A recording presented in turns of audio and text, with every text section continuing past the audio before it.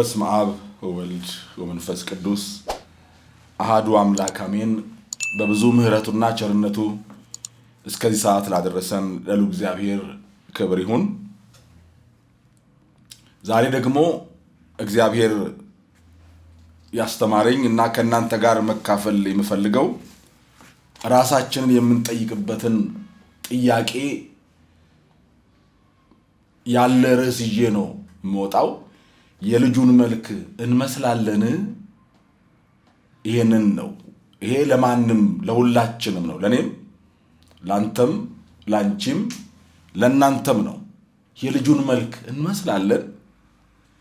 በሮሜ ምዕራፍ 8 ከቁጥር 28 እስከ 30 ላይ ቅዱስ ጳውሎስ ያነሳው ሐሳብ አለ። ያንን ነው መነሻ የእግዚአብሔር ዕቅድ የምናይበት። እግዚአብሔርን ለሚወዱት እንደ ሐሳቡም ለተጠሩት ነገር ሁሉ ለበጎ እንዲደረግ እናውቃለን ይልና ልጁ በብዙ ወንድሞች መካከል በኩር ይሆን ዘንድ አስቀድሞ ያወቃቸውን የልጁን መልክ እንዲመስሉ አስቀድሞ ደግሞ ወስኗልና አስቀድሞም የወሰናቸው እነዚህን ደግሞ ጠራቸው፣ የጠራቸውንም እነዚህ ደግሞ አጸደቃቸው፣ ያጸደቃቸውንም እነዚህን ደግሞ አከበራቸው ይላል። ምን አለ? የልጁን መልክ ምን እንዲሉ? እንዲመስሉ። የእግዚአብሔር ዘላለማዊ ዕቅድ በክርስቶስ ኢየሱስ የሚሆን ነው። በተወሰነ ግሩፕ በተወሰነ ማንነት አይደለም። የልጁን መልክ የሚመስሉ ክርስቶስን መምሰል፣ ሌላ እንድንመስል አልተጠራንም። ዓለምን በክርስቶስ የመጠቅለል አጀንዳ ነው ያለው እግዚአብሔር። በተወሰነ ግሩፕ በተወሰነ ድርጅት አይደለም። ሲመጣ በየድርጅቶቻችን አያሰልፈንም። በሱ ዘንድ የሚታወቅ አይደለምና እግዚአብሔር የሚያውቀው በልጁ በኩል ነው። ዓለሙን በክርስቶስ የመጠቅለል አጀንዳ ያለው እግዚአብሔር ክርስቶስን የሚመስሉ ሰዎች ይፈልጋል። እኔ ክርስቶስን እመስላለሁ ሆይ ብለን ራሳችንን ልንጠይቅ ይገባናል። እግዚአብሔር አስቀድሞ ሲፈጥር የሰው ልጅ አዳምን ሲፈጥረው በመልኩና በምሳሌ ነው እግዚአብሔር አለ ይላል። ሰውን እንደ መልካችን በምሳሌያችን እንፍጠር አለ። የእግዚአብሔር መልክ፣ የእግዚአብሔር ምሳሌ፣ የእግዚአብሔር የክብር ነጸብራቅ ያለበት ሰው ነው። ሰይጣንን በእጅጉ የሚበሳጨው ይሄ ነው። አንዱ ከሚበሳጭበት መንገድ ሁኔታ የእግዚአብሔር መልክ እኛ ላይ መኖሩ ያበሳጨዋል። ለዚህም ነው በኃጢአት ያን መልክ ለማጥፋት የተነሳው። አዳምን እኔ እንደወደኩ አምላክ ብትሆን፣ ምክንያቱም እግዚአብሔር አምላክ እሆናለሁ ብሎ ያሰበውን ዲያብሎስን ሕዝቅኤል 28 እና ኢሳይያስ ምዕራፍ 14 ይነግረናል። እኔ እንዲሆናለሁ ከፍ ላለሁ በልዑል አምላክ እመሰላለሁ ብሎ ሲል እግዚአብሔር ደግሞ አልክ፣ አዎ እኔ ደግሞ አሳይሃለሁ አለና ጣለው። እግዚአብሔር በመልኩና በምሳሌው ሰውን ደግሞ ፈጠረ።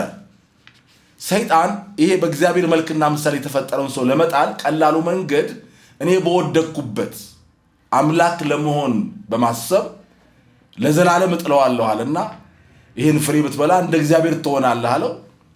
አዳምም በሔዋን በኩል የሰይጣንን ምክር ሰምቶ በሉ። ሰይጣን የጠበቀው ለዘላለም ይጣላል ብሎ ሲያስብ እግዚአብሔር ከፍርዱ በፊት እንደገና እንዲያድነው እንደወደደ ከሴቱ የሚወለደው የእባብ ራስ ይቀጠቅጣል።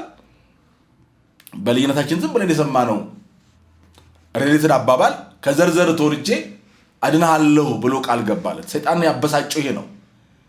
ጭራሽ የመለኮት ባህሪ ተካፋይ ሊያደርገው ዘመን ሆኖ ሊመጣ ቃል ገባለት።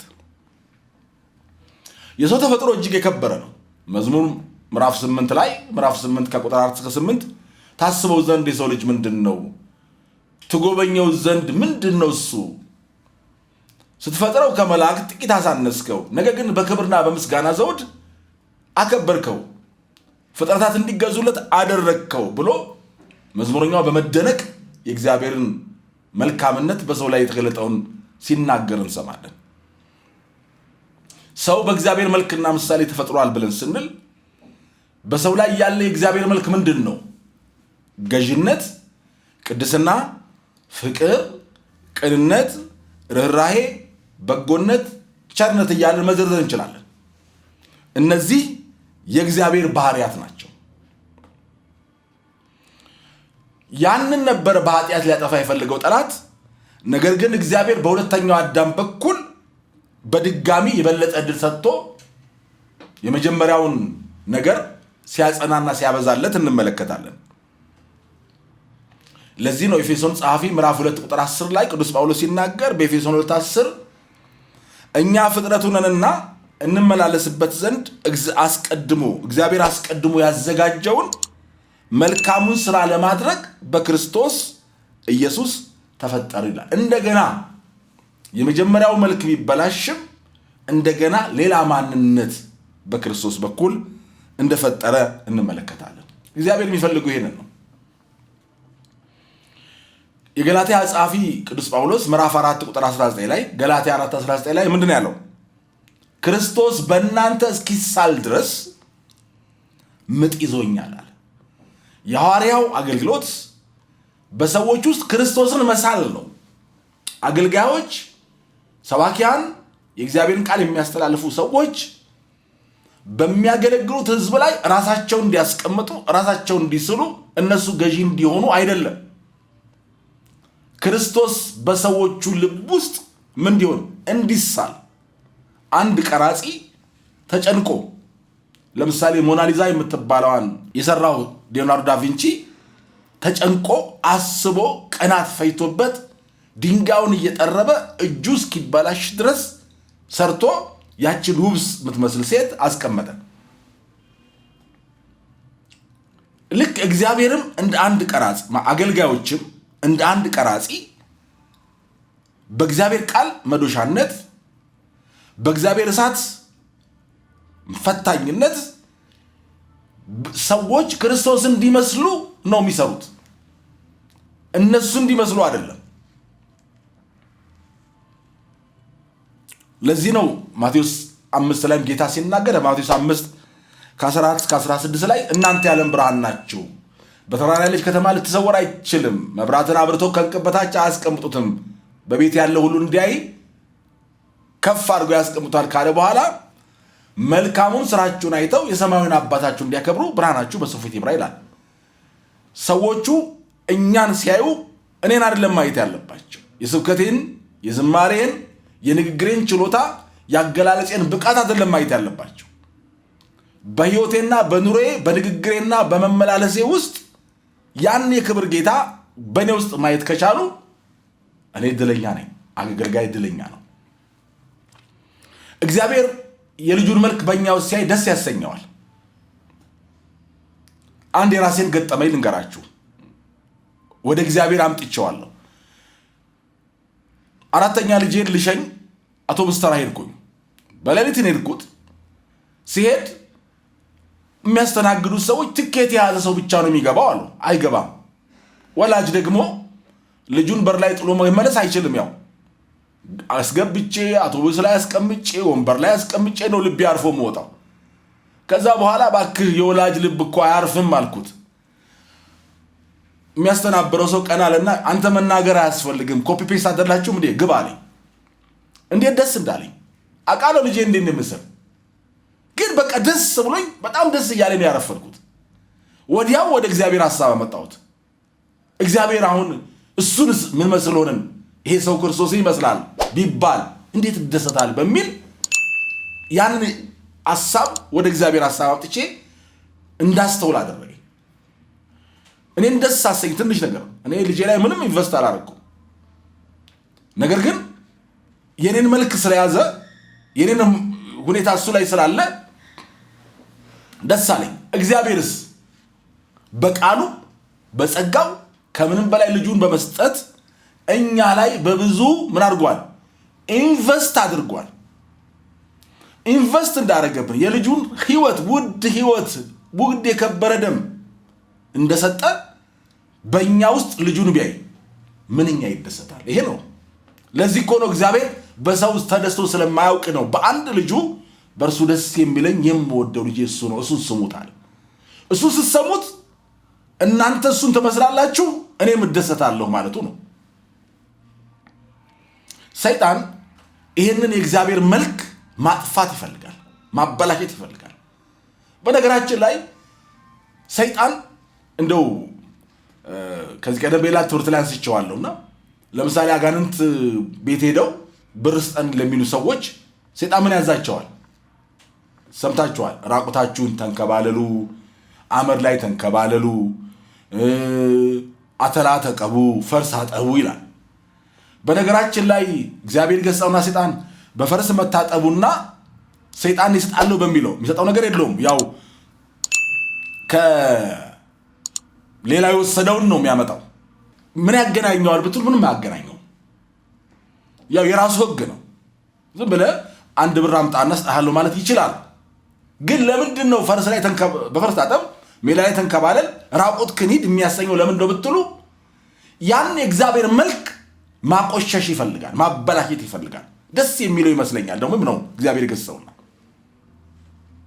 ለዛ ነው ኃጢአትም ይሄው ነው እኮ ሲያሰራ ሰውን ከኃጢአት ህይወት እያዘቀጠ ወደማይሆን ነገር የሚከተው ሰይጣን እየተዋጋ ያለው የእግዚአብሔር መልከኛ ላይ ማጥፋት ነው። ምክንያቱም ሰይጣን በቀጥታ እግዚአብሔር መዋጋት ስለማይችል እግዚአብሔር ትልቅ ስለሆነ ባንተ በኩል ባንቺ በኩል የእግዚአብሔር መልክ አንተና ካንቺ ፊት ላይ በማጥፋት ይዋጋል።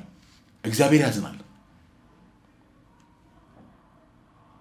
እግዚአብሔር የሚፈልገው የልጁን መልክ ነው። ለዚህ ነው ኃጢአት እርኩሰት የእግዚአብሔርን መልክ ከሰው ላይ ያጠፋል። አዳም በበደለ ጊዜ እኮ እግዚአብሔር የሰጠው ክብር ራቀውና ራቁቴ ነው እንኳ አለ።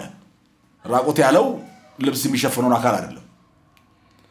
እግዚአብሔርን የሚያስመስለው የእግዚአብሔር ክብር ከሱ ተለየ።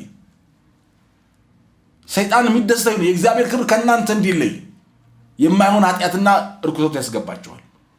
እግዚአብሔር በእናንተ ውስጥ በቃሉ አማካኝነት በአገልጋዮቹ አማካኝነት በሕይወታችን በምንወጣውና በምንወርደው ነገር ውስጥ እንኳን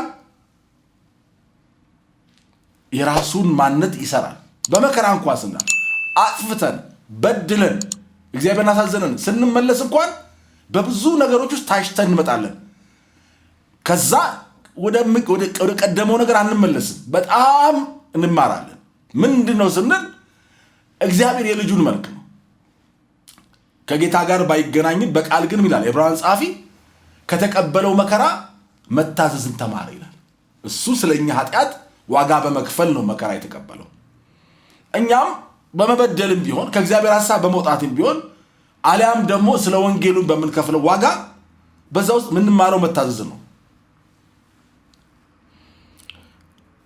ወገኖቼ የእግዚአብሔር መልክ ከኛ ላይ ኃጢአትና ትናንሽ ድካሞች እንደሚያጠፉ ታውቃላችሁ።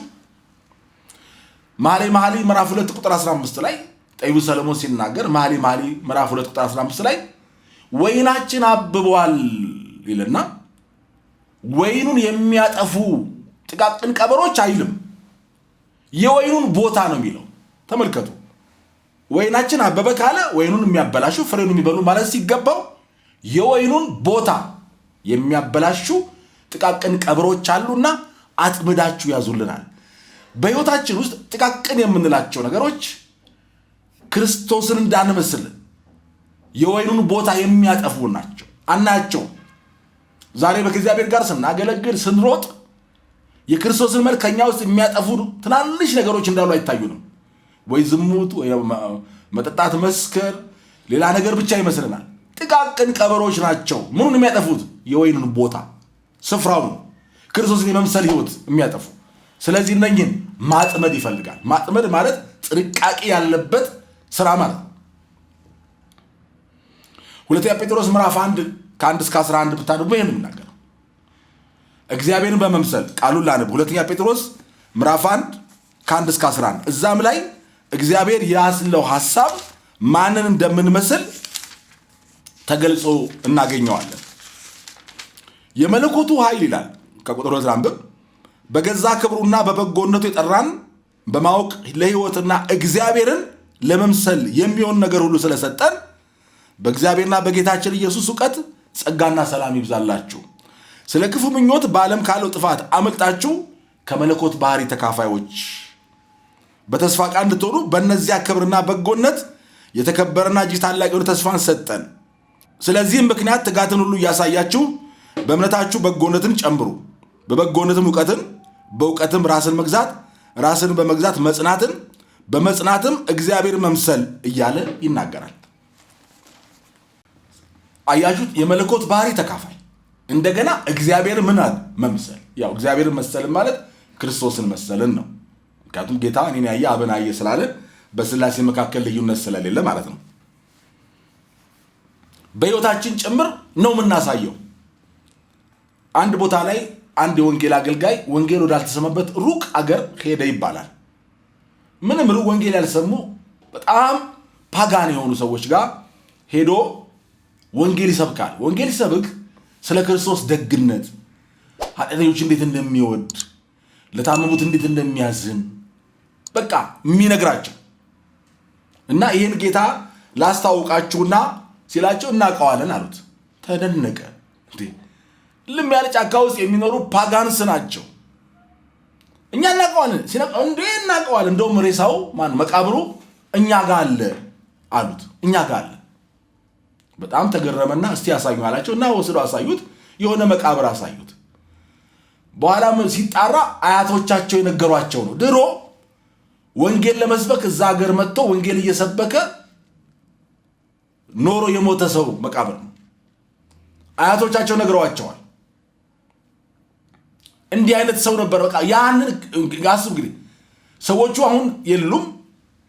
የሰበካቸው ሰዎች ያሉት ሰዎች ወንጌል አያውቁም፣ ግን የሰሙት አንድ ነገር አለ። ያ የፍቅር ህይወት ክርስቶስ ጋር የተሰበከላቸው ወንጌል ጋር እሱ ራሱ ነው ብለው እንዲሉ አደረጋቸው። እኛስ ምን መስላለን? ማህተመ ጋንዲ እንዲህ አለ ይባላል። ክርስቶስን እወደዋለሁ፣ ክርስቲያኖችን ግን አልወድም ነው ያለው። ለምን ማለት ነው? ክርስቲያኖቹ የሚሰብኩት እንግሊዛውያኖችን ነው። ያን ቀኝ የያዟቸው እነሱ ወንጌል የሚሰብኩትና የሚሰሩት የተለያየ ስለሆነ ነው። ክርስቶስን መምሰል አለ ነው። አንደኛ ቆሮንቶስ ምዕራፍ 11 ላይ ቅዱስ ጳውሎስ እኔ ክርስቶስን እንደምመስል እናንተ እኔን ምሰሉ አለ።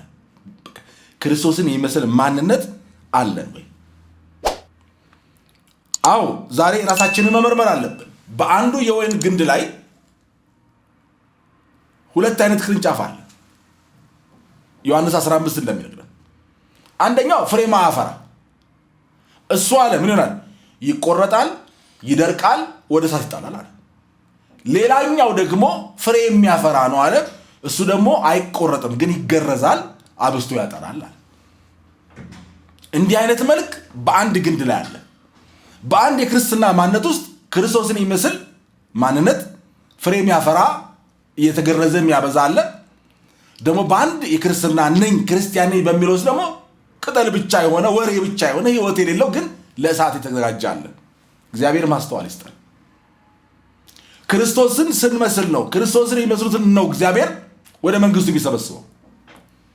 አሁን ሰሞኑን እንኳን ስናስብ በኢራንና በእስራኤል መካከል የተነሳው ጦርነት እግዚአብሔር የማንንም ሞት ስለማይፈልግ እንደ እግዚአብሔር አገልጋይ እንደ እግዚአብሔር ልብ የማንንም ሞት አልፈልግም። ጌታ የሚታገሰው እኮ ሰዎች ወደ ንስሐ እንዲመለሱ ነው። ግን ምን ያመለክተናል? የዘመን ፍጻሜ። ያው በለሷን ተመልከቱ ተብሎ የለም? በለሷ እስራኤል ናት። እስራኤል ጋር የሚሆነው ነገር እየተመለከትክ ጌታ መምጫው በደጅ እንደሆነ አውቀህ እኔ እሱን እመስላለሁኝ ወይ? በቃ በስብከት አይደለም። ክርስቶስን የመምሰል ጉዳይ ኑሮ ነው፣ ህይወት ነው። ይመለከታል እግዚአብሔር ከኛ። እዛ ሕዝቅኤል ምዕራፍ 8 ላይ ከቁጥር 5-16 ሕዝቅኤል 8 ላይ ከ5-16 ቢነበብ በአማረው ቤተ መቅደስ እግዚአብሔር ለማምለክ ሽርጉድ ባለበት የአምልኮ ስፍራ እግዚአብሔር ነብዩና ና ግባ አለውና ተው፣ ፊት ለፊት ያለውን ተው፣ እዚህ ጋር ፉካ አለ፣ በፉካው ግባ አለው። ፉካውን ግባና ግንብ አለ ንደለው አለው። ግንቡን ነደለው። ሲገባ ካህናቱ ነቢያቱ ለሐሰተኛ መንፈስ ለጣዖት ይሰዋሉ፣ ያጥናሉ። ገና ከዚህ ምስ ደግሞ ታያለ ቀጥል ሲለው ደግሞ ቀጥሎ ሲገባም ደግሞ ሌላ ነገር ይታየው። ክርስቶስን መምሰል ማለት እዚህ ጋር ከሚታየው መድረክ ሰባኪነት ዝማሬ ከሚታየው ማንነት በኋላ ያለውን ነው። ይሄማ የሚታየው ማንነት ሰዎችን እግዚአብሔር ሰው ክርስቶስ አገልጋይ ሊያሰኝ ይችላል። እግዚአብሔር ግን ከዛ ያለፈውን በጓዳ ያለውን በግል ሕይወት ያለውን በልብ ውስጥ ያለውን በቤቱ በተዳሩ በስራው ያለውን ማንነት ሪል ማንነት ይፈልጋል። ስለዚህ ክርስቶስን መስላለን ስንል ከምንሰብከውና ከምንዘምረው በላይ ከዚህ ከሚታየው በላይ ከዛ በኋላ ያለው ማንነት ነው። ምክንያቱም በተለያዩ ድራማዎች ማስመሰል እግዚአብሔርን ማታለል ይቻላል። ጌታ ግን የሚያው ሌላ ነው። ከ10 ዓመት በፊት ነው አንድ የሰማሁት ታሪክ አለ። በአንድ ቤተክርስቲያን ውስጥ የብዙዎች እናት የሆነች ሴት ታርፋለች። አስታራቂ ለብዙዎች የምትጸልይ ቤተክርስቲያን ውስጥ ያሉ ሰዎች ሁሉ እናታችን የሚሏት ሴት ትሞታለች። በብዙ ነገር ረድታለችና ለቤተክርስቲያን ውስጥ ሰዎች እጅግ የመረረ ለቅሶ ነበር። በጣም የመረረ ለቅሶ ማጽናት የማይቻልበት እግዚአብሔር እንዴት እናታችንን ወሰደ ብለው እግዚአብሔርን መውቀስ ጀመሩ። በኋላ ግን እግዚአብሔር ተናገረ። መልእክተኛ ልኮ ምን አላቸው? እቺ ሴት እኔ ጋር እንደመጣች ታውቃላችሁ የሚል አስደንጋጭ መልእክት መጣ። ተገረሙ፣ ደነገጡ። የሚያውቋት ሴት። ከዛ በኋላ ሰዎች ተመደበው ማጣራት ሲጀመር ከባሏ ጋር ተጣልታ ተኳርፋ አልጋ ከለየች 20 ዓመቷ ነው። እንግዲህ እኔ ጋር እንደመጣች ታውቃላችሁ ካለ የት እንደሄደች መገመት ይቻላል። እኛ ምናየው ይሄን አይደለም። ሴትዮ መድረክ ላይ ለሰዎች በመሮጥ ብዙ አድጋለች። ጌታ ግን የሚያየው ቤቷ ውስጥ ያለውን ነው። መጽሐፍ ቅዱስ እንደሚናገር በትዳር ጓደኞቻችሁ እንባ መሰዊያችሁ ተከድነዋል ይላል። አልሰማችሁም ነው የሚለው። ለዚህ እግዚአብሔር የሚያየው ያንን ጭምር ነው። እኛ እንታለላለን። አዎ ለዚህ እኮ ነው ሰው እንደሚያይ እግዚአብሔር አያይምና የፊቱን ዘለግታ የሰውነቱን ማማር አይተህ ልብ አይወሰድ ብሎ እኮ ለነብዩ ለሳሙኤል እግዚአብሔር ልኮታል። ነቢያትም ይታለላሉ። የእግዚአብሔር ነቢያት የፊት ለፊት ነገር ይታየናል። እግዚአብሔር ደግሞ ያንን አይቶ ሰው ያደነቀው ማንነት አይቶ ምን ይላል? ናቅሁት ይላል። ስለዚህ ዛሬስ የእግዚአብሔር መልእክት ሲመጣ እንድንፈራና እንድንደነግጥ ግራ እንድንጋባ አይደለም።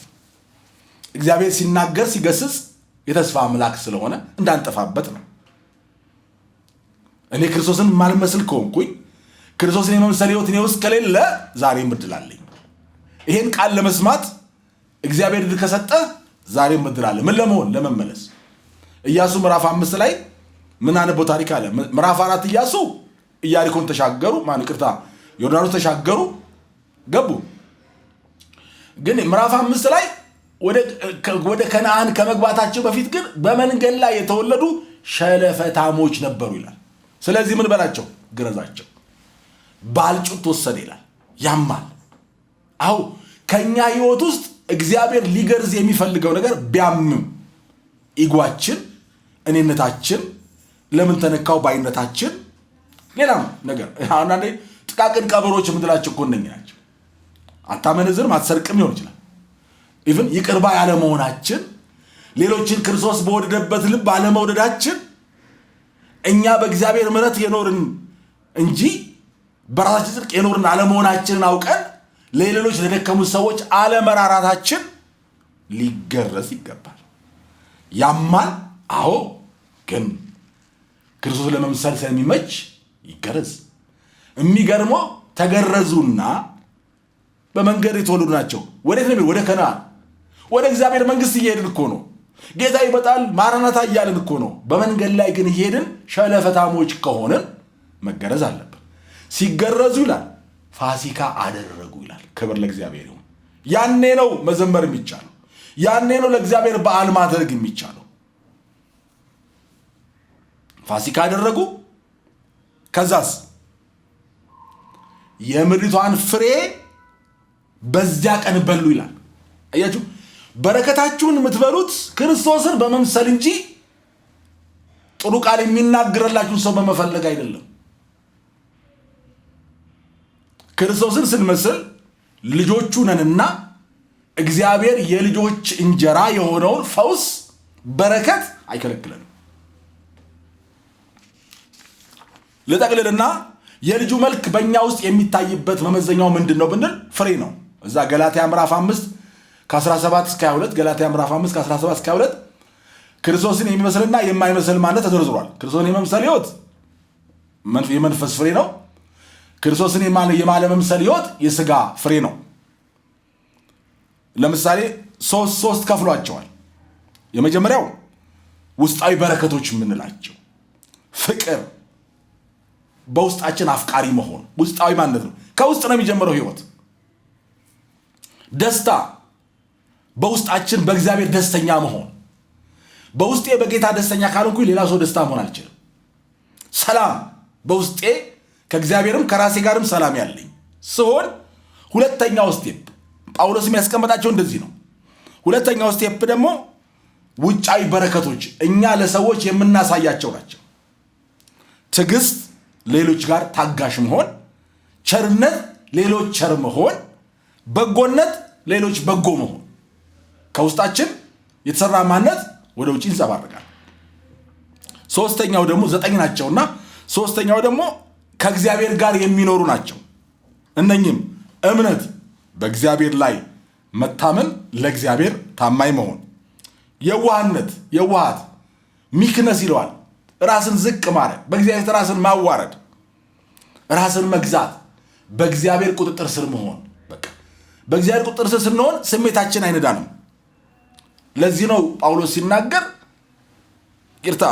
አንደኛ ዮሐንስ 3 ላይ ዮሐንስ ሲናገር ወዳጆች ሆይ አሁን የእግዚአብሔር ልጆች ነን፣ ምንም እንደምንሆን ገና አልተገለጠም፣ ዳሩ ግን ቢገለጥ እርሱ እንዳለ እናየዋለን፣ እርሱን እንደምንመስል እናውቃለን። መጨረሻ ይሄ ነው። ሁለተኛ ቆሮንቶስ ጸሐፊም ጳውሎስ ሁለተኛ ቆሮንቶስ 3:18 ላይም እኛም ሁላችን በመጋረጃ በማይከደን ፊት የጌታን ክብር እንደ መስታወት እያበለጨልን። መስታወት ያንተን ማንነት ሳይጨምር ሳይቀንስ ነው የሚያሳይ። ስለዚህ የጌታን ክብር እንደ መስታወት እያበለጨለጭን መንፈስ ከሚሆን ጌታ እንደሚደረግ ያን መልክ እንመስል ዘንድ ከክብር ወደ ክብር እንለወጣለን። ክርስቶስን እንመስላለን። የልጁ መልክኛ ውስጥ አለ ወይ?